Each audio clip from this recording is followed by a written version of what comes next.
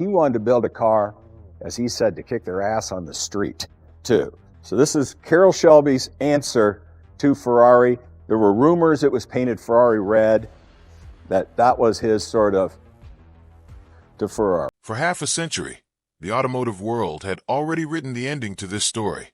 A strange, one-off Shelby prototype had vanished sometime in the late 1960s, and the accepted explanation was the same one applied to almost every experimental car from that era. It had been sent back to the factory and destroyed. No ceremony, no warning, just gone. The way test cars usually went once engineers finished squeezing whatever data they needed out of them. Collectors repeated that story for so long that it stopped sounding like a rumor and started sounding like fact. Then, in 2018, a small team chasing a hunch instead of a headline found a battered, stripped-down coupe sitting on a rural Texas property, and everything people thought they knew about one of Carroll Shelby's strangest creations had to be rewritten. This is the story of how a car that was supposed to no longer exist turned up decades later, and why its survival says more about Shelby's real working method than any of his famous production models ever could.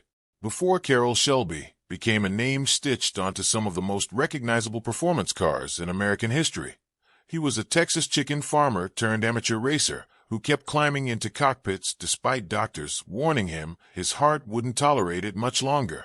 Shelby didn't rise through corporate design departments or engineering schools.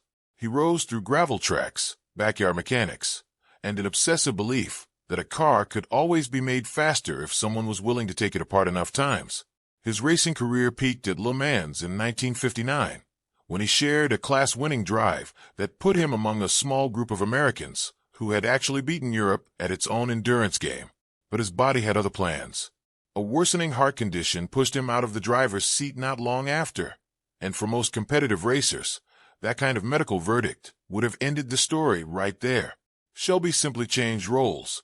If he couldn't outdrive the competition anymore, he decided he would outbuild them instead. That decision led him to a lightweight British roadster called the AC Ace, a car with sharp handling but a weak, underpowered engine. Shelby's answer was blunt: strip out the anemic motor and drop in a monstrous American V8 in its place. The result was the Shelby Cobra, and it didn't so much compete with the refined European sports cars of the era as it did humiliate them. Shelby's real talent was never subtlety. It was combination. Take a chassis that already knew how to turn, add an engine that had no business fitting under that hood, and let the imbalance do the talking. By the middle of the 1960s, Ford had a very specific, very expensive problem. Henry Ford II wanted to beat Ferrari at Le Mans, partly out of business rivalry and partly out of old personal grudges, and he was prepared to spend a fortune to make it happen. Ford GT40 program had the budget and the ambition, but it lacked the ruthless racing instinct needed to turn an expensive prototype into a winning one. That's where Shelby came in. Once Shelby American took control of the GT40 effort, the project stopped being a rich man's science experiment and started behaving like a weapon built for one specific job: beating Ferrari on its home turf. It worked. Ford ended Ferrari's dominance at Le Mans in 1966, and then kept winning there for 3 more years running. That stretch of victories did more than embarrass a rival manufacturer. It proved that Shelby wasn't just a talented Texan with a gift for showmanship. He was the person American manufacturers turned to when performance needed to stop being a marketing slogan and start being real.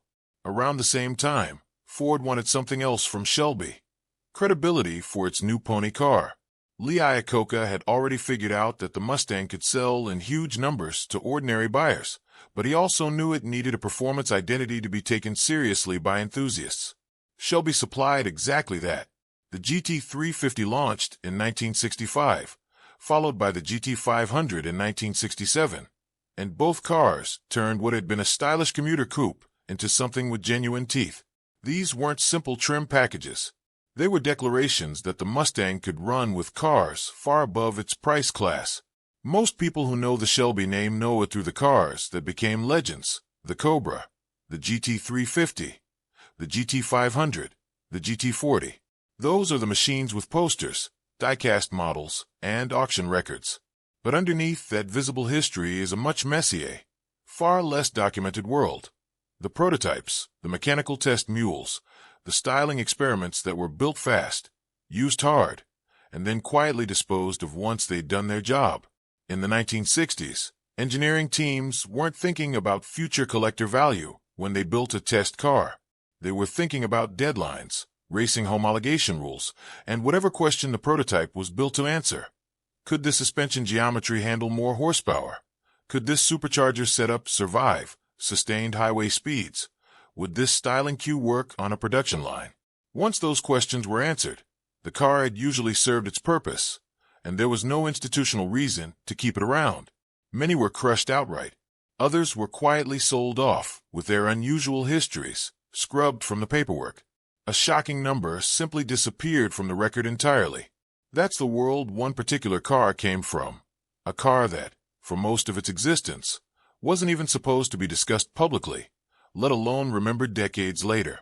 The car at the center of this story was a 1967 Shelby GT500 experimental prototype, built not as a fastback like the production Shelbys everyone recognized, but as a notchback coupe, a body-style Shelby's own product line essentially never touched.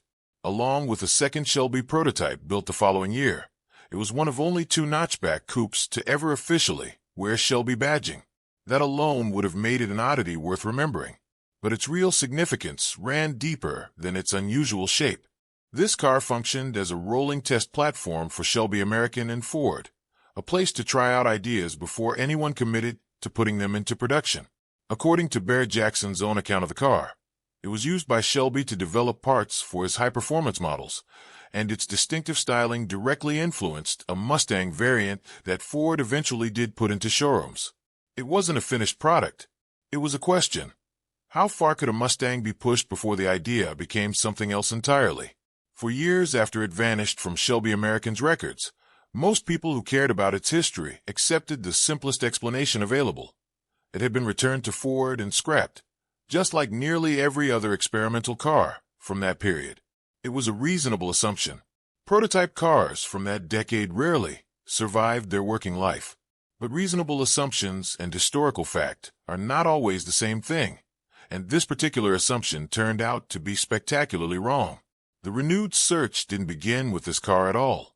It began with its sibling, a 1968 Shelby GT500 prototype known as the Green Hornet, owned by Barrett-Jackson chairman and CEO Craig Jackson. The Green Hornet was itself a remarkable engineering artifact, fitted with features that felt almost implausibly advanced for a late 1960s Mustang, including electronic fuel injection, four-wheel disc brakes, and independent rear suspension, technology that mainstream Mustangs wouldn't fully adopt for decades. An independent rear suspension, four-wheel disc brakes, and electronic fuel injection connected that old prototype directly to performance ideas Ford was still building on generations later.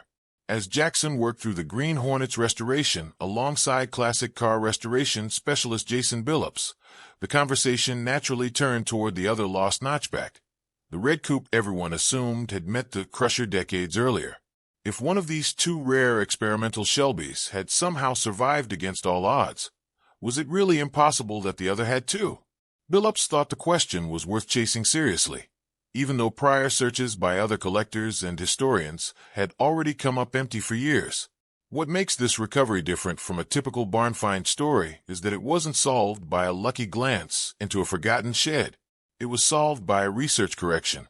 For years, people hunting for the missing prototype had been searching using its Shelby-assigned serial number, the identity by which the car was known within Shelby American's own internal records. That search path, no matter how many times it was tried, consistently led nowhere. Billups and his team realized the flaw in that approach.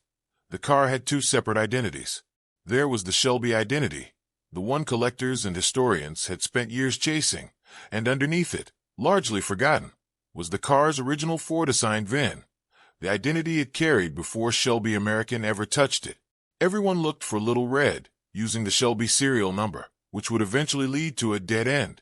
We took a different approach and located the car's original Ford VIN number, Billups later explained. Once the team started tracing that Ford VIN instead of the Shelby serial number, old registration paperwork and ownership records that had been sitting untouched for decades suddenly became usable again. That VIN led investigators to the car's original registration and eventually to its last known owner. It's a small but telling detail about how collector car history actually works. A car's fame and its legal identity aren't always the same thing. The Shelby badge is what made this car legendary in the retelling, but it was a plain, unglamorous Ford VIN buried underneath that badge, which finally led investigators to where it had been hiding all along. After tracing the VIN through old ownership records, the team made contact with the car's presumed last owner through social media in February 2018. Billups and that owner arranged to meet in person in Dallas, and from there the search moved into its final stage.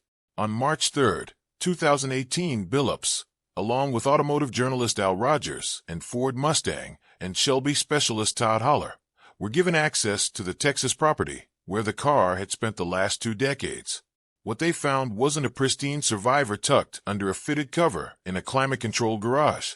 It was a stripped, weather-beaten shell that had been sitting outdoors for the better part of 20 years, missing its engine and transmission, missing body panels, parked alongside other old vehicles in a way that would have made it easy to overlook entirely if you didn't already know exactly what you were looking for. The supercharged 428 V8 and 3-speed automatic transmission were missing, as were the front fenders and hood. To an average passerby, it would have looked like just another tired, old Mustang body rotting away in a field. To the people standing in front of it that day, armed with a matched VIN and decades of institutional memory about what this specific car was supposed to be, it was the single most important discovery in modern Shelby collecting history. Part of what makes this story compelling is how unglamorous the car's actual survival was. It wasn't preserved because someone recognized its historical importance and locked it away for safekeeping. According to reporting on the discovery, instead of being scrapped, the car had quietly been shipped off to a Colorado Ford dealership decades earlier and sold to a private customer with no mention made of its unusual factory history. From there it passed through private ownership, completely disconnected from its Shelby past, eventually landing in rural Texas, where its most recent owner kept it for more than 20 years without the surrounding collector world having any idea it was there. That's a very different survival story than the one people often imagine. Experimental prototypes are especially vulnerable precisely because they don't come with the built-in protections that famous production cars get. If nobody realizes what a car actually is, there's no special reason to keep it intact. Parts can get stripped off for other projects, paperwork confusion can get it misclassified, and an unremarkable-looking body can get treated as scrap-adjacent rather than historically significant. This car avoided that fate not through careful preservation, but largely through disconnected ownership, geographic isolation, and enough decades passing that nobody nearby had any reason to ask the right questions. Locating a rusted, incomplete body in a Texas field is one thing. Proving it's the actual missing Shelby prototype and not simply a similar-looking Mustang shell is another matter entirely. That verification work fell to Jackson, Billups, and a small group of recognized Shelby and Mustang authentication specialists who cross-checked date codes, serial numbers, and confidential factory documentation against the physical car in front of them. The team verified its authenticity using cross-references, serial numbers, date codes, and other confidential documents proving the vehicle was, in fact, the missing Shelby prototype. Once that verification was complete, the discovery moved from rumor to documented fact almost overnight. This wasn't simply a rare red Mustang notchback pulled out of a field. It was the confirmed, missing GT500 experimental prototype, and according to Barrett-Jackson's own findings, the only GT500 coupe built by Shelby American, and the only GT coupe factory-equipped with dual-quad carburetors. A car that had effectively been erased from the historical record for 50 years was suddenly, undeniably, back in it. It's worth pausing on why the car's survival was so improbable in the first place. Prototype vehicles from major manufacturers in the 1960s rarely received sentimental treatment once their engineering work was finished. There were practical business reasons to eliminate them, liability concerns, protection of unreleased engineering ideas, and simple logistics. Nobody on the Shelby American production floor in the late 1960s was thinking about future auction values or historical significance. They were thinking about the next deadline, the next racing homologation requirement, the next styling meeting. So the honest version of the car that shouldn't exist framing isn't that this vehicle was some secret, forbidden machine hidden away out of institutional shame. It's that the entire system it came out of had every practical incentive to make it disappear once its job was done. And by every normal expectation of how Ford and Shelby American handled prototypes at the time. It should have. Production cars tell you what a company was willing to manufacture and sell at scale. Prototypes tell you what its engineers and builders were actually willing to try before compromise, budget, and bureaucracy narrowed the possibilities down to something sellable. That's precisely why this car's survival matters so much. It's a physical record of Shelby's engineering imagination before it got filtered into something a dealership could put a price tag on. This prototype wasn't simply an unusual body, style bolted onto a standard Mustang chassis. Over its working life, it went through multiple rounds of mechanical evolution as Shelby American used it to test increasingly aggressive performance ideas. According to detailed reporting on the car's history, it arrived at Shelby American in late 1966 as a plain notchback coupe, and was fitted there with a Shelby-style front nose, spoiler, and side scoops, along with a full independent rear suspension setup matching that year's GT500 specification. It was later updated further to resemble a 1968 model, receiving Shelby lettering across its rear deck lid to match the newer styling language. Under the hood, its original engine was eventually swapped out for a 428 cubic inch big block fitted with a Paxton supercharger, made it to a manual top-loader transmission, and in a later configuration, the car reportedly received a twin supercharger setup paired with an automatic transmission instead. None of that was standard production Shelby fare. These were exactly the kinds of extreme, iterative experiments a company runs on a single dedicated test vehicle rather than something it would ever risk building at volume. The car functioned essentially as Shelby American's rolling laboratory for forced induction big block performance, tested and retested across multiple configurations before anyone in the corporate hierarchy would have signed off on offering anything remotely similar to a paying customer. One of the most striking parts of this story is that the missing prototype didn't vanish without leaving a trace. Its distinctive styling directly shaped the design of the 1968 Mustang California Special, a special edition Mustang built to bring a Shelby-influenced look to a much wider audience than Shelby's own limited production models could ever reach. In other words, even while the actual prototype sat forgotten and unaccounted for, pieces of its design language had already quietly made their way into cars regular customers were driving off dealer lots. That's a familiar pattern in how prototypes shape automotive history more broadly. The original test vehicle itself doesn't always survive or become well known, but specific ideas from it, a body treatment, a styling cue, a mechanical concept, often do make the jump into production through some other model. For decades, people who owned or admired the California Special had no idea that its stylistic ancestor was sitting neglected somewhere, its own identity completely disconnected from the design tribute it had unknowingly inspired. There's a tempting, almost cinematic way to tell this story, one where Carroll Shelby personally hid a final secret machine from Ford's corporate leadership, stashing it away in some private garage for reasons of pride or defiance. That version is more myth than history. The real relationship between Shelby and Ford was less about secrecy and more about constant negotiation between two organizations with different priorities. Ford wanted repeatable, sellable products and enough performance credibility to move Mustangs off the lot. Shelby wanted to push mechanical ideas as far as they could physically go. Corporate caution be damned. This experimental coupe existed precisely because both sides needed that tension to function. Ford supplied the resources, the manufacturing scale, and the racing urgency created by its rivalry with Ferrari. Shelby supplied the willingness to bolt questionable engineering onto a production platform just to see what would happen. Cars like this one, and its sibling, the Green Hornet, were where that argument played out in metal and fiberglass, long before any conclusions reached a press release or a dealership floor. Once the car had been located and authenticated, Jackson and his team faced a difficult decision that comes up in nearly every major discovery like this: restore it or preserve it exactly as found. There's a real argument for leaving a car like this untouched. Every dent, missing panel, and patch of surface rust is physical evidence of where it's been and how it survived. Restore too aggressively, and some of that story gets sanded away along with the rust.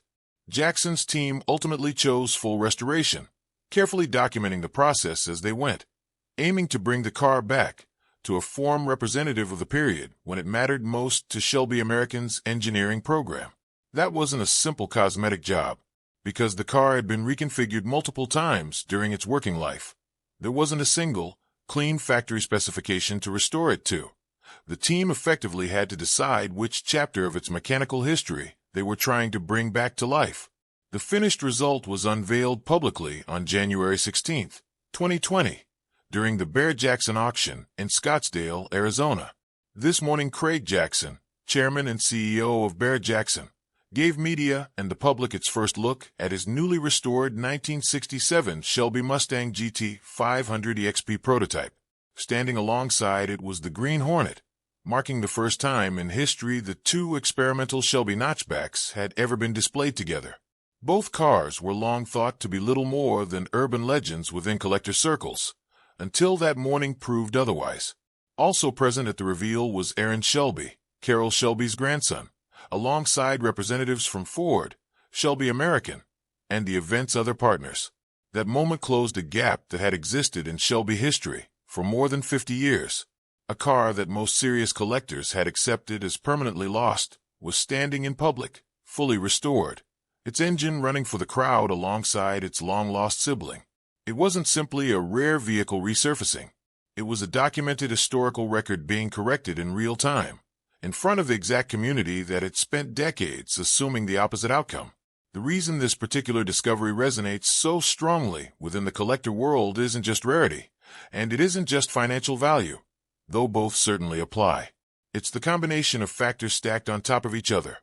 A one-of-one notchback coupe body style, direct engineering influence on cars that came both before and after it, a documented connection to a beloved production Mustang variant, a 50-year disappearance widely assumed to be permanent, and a recovery built entirely on careful research rather than luck. Very few automotive discoveries check every one of those boxes at once, but there's a broader lesson buried in this story too, one that extends past this single Shelby coupe. Automotive history, even in a field as heavily documented as American muscle cars, is never as fully settled as it looks. There are still cars sitting in barns, storage units, backlots, and rural properties whose full histories nobody currently understands. Cars that could be reclassified overnight the moment someone asks the right question, checks the right paperwork, or traces the right identification number instead of the famous one everyone already knows to look for. This particular Shelby prototype spent 50 years being searched for under the wrong name. It took someone willing to stop trusting the familiar story and go looking for the forgotten one underneath it. So the real question this leaves behind isn't really about this one car anymore. It's about how many other destroyed prototypes from that era might still be sitting somewhere, quietly surviving under an identity nobody's thought to search for yet.